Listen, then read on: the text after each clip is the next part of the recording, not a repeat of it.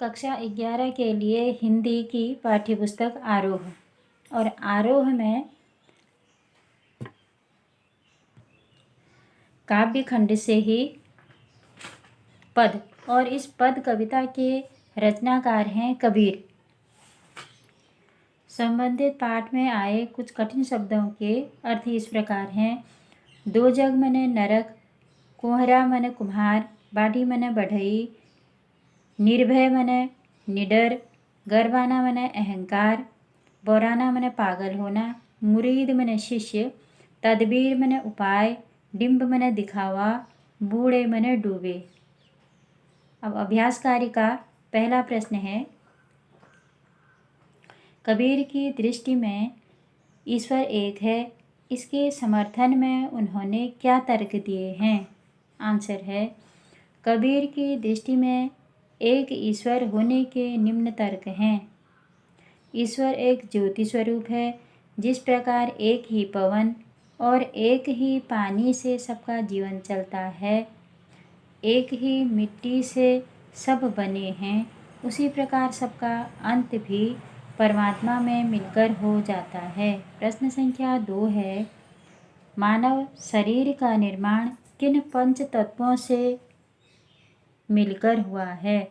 Answer, मानव शरीर का निर्माण धरती, पानी, हवा, आग और आकाश, इन पंच तत्वों से मिलकर हुआ है या होता है। प्रश्न संख्या 3 है, जैसे बाढ़ी काष्ठ ही काटे अगिन न काटे कोई, सब घटी अंतर तू ही व्यापक धरे स्वरूपे सोई।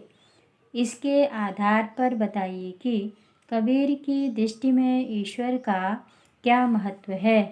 आंसर इस प्रकार होगा, उपर्युक्त कविता के आधार पर कबीर की दृष्टि में ईश्वर एक है। संसार के सभी जीवों में वही परम तत्व स्वरूप विद्यमान है। प्रश्न संख्या 4 है, कबीर ने अपने को दीवाना क्यों कहा है? आंसर है, कबीर सांसारिक मोह माया से ऊपर उठ चुके हैं। उन्होंने ईश्वर को प्राणी मात्र में देखकर परमात्मा के स्वरूप को जगह जगह देख लिया है, इसलिए कबीर ने स्वयं को दीवाना कहा है। प्रश्न संख्या 5 है, कबीर ने ऐसा क्यों कहा है कि संसार बौरा गया? कबीर ने संसार के बौराने की बात इसलिए कही है क्योंकि जब वे सांसारिक जनों को ईश्वर के एक होने की बात कहते हैं तो वे उन्हें मारने दौड़ते हैं।